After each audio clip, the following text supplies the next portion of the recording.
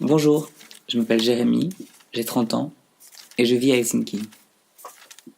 Je suis à la fois designer et danseur.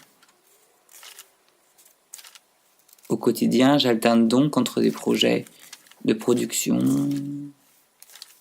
de création, de fabrication ou simplement d'inspiration et des projets de danse, de performance et de partage.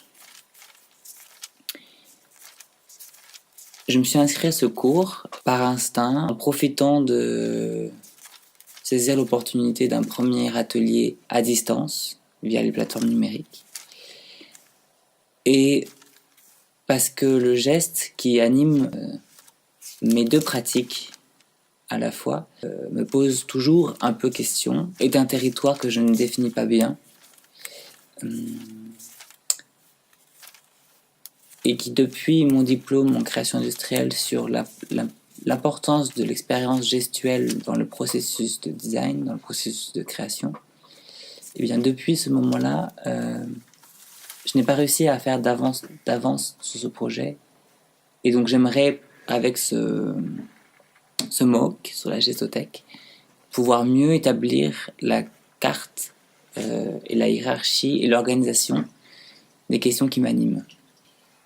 Celles-ci sont multiples, sont pas évidentes à relier. Il y a l'acte, la présence de quelqu'un qui fait. Il y a la matière. Je suis en train de lire en ce moment le livre Faire de Tim Ingold et d'essayer de me joindre à cette réflexion sur une approche différente de la matière, comme non pas un support, mais comme aussi quelque chose d'actif et d'informé. Et du coup, il y a l'acte, ou l'acte de l'être humain qui a un dessin, et il y a la matière qui se laisse faire, qui se laisse pas faire, qui se laisse découvrir, qu'il faut découvrir.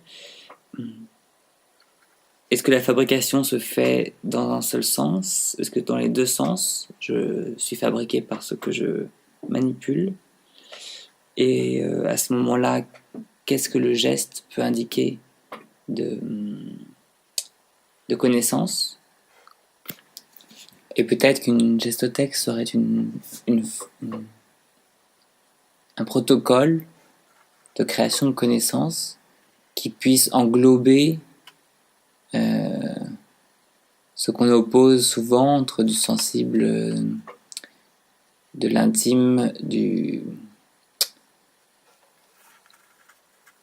l'impalpable, et ce qui se mesure, ce qui se trace, ce qui se produit, ce qui est fabriqué. De sorte que l'on pourrait faire des ponts, renouveler certaines approches, enrichir certains domaines, valoriser le geste dans l'ensemble des émanations du vivant, comme quelque chose qu'il faut écouter, qu'il faut comprendre.